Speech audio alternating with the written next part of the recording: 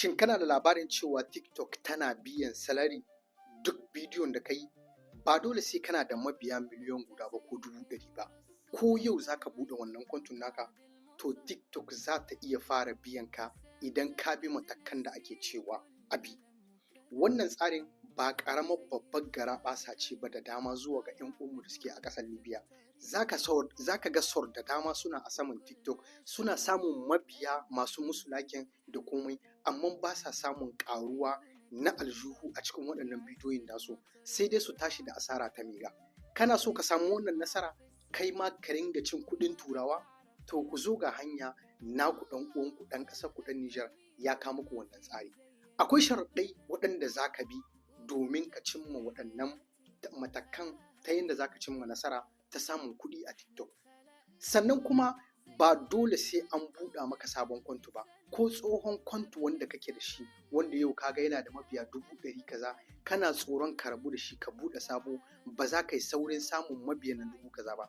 To shi kanshi wannan tsohon konton naka za a iya gyara maka location ɗin shi ya koma irin na kamar ƙasar America ko Faransa ko Canada ko inda duk kake so a cikin ƙasashen duniya, a gyara maka shi, TikTok ta ringa biyan ka.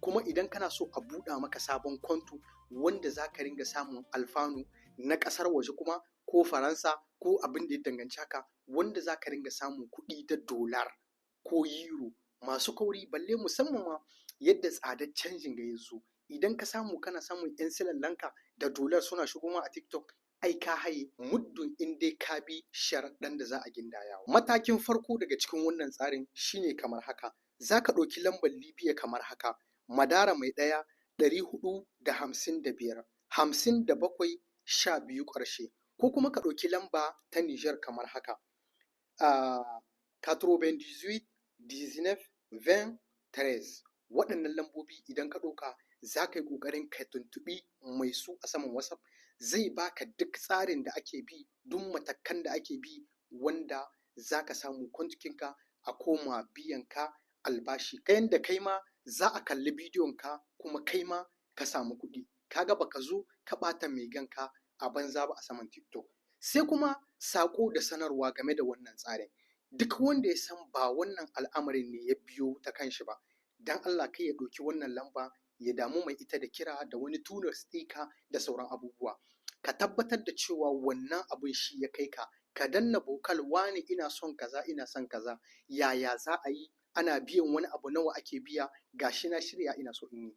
Kada ku ɗauki lamba ku yi ta tura sticker, ku ta tura abin da ba shi ba, dan Allah, saboda abubuwa na ci gaba irin waɗannan idan suna samuwa muna bin matakan da ake bi, to za ka ga muna ta samun abubuwa da dama na ci gaba wanda za su umfane mu kuma su umfani jama'anmu.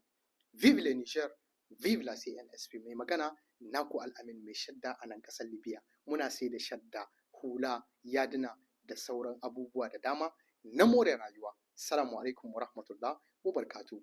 Ahla tahiyya likum. Rabbi yahfazkum jami'an, yatikum as-sahha wal afiya. Assalamu alaikum.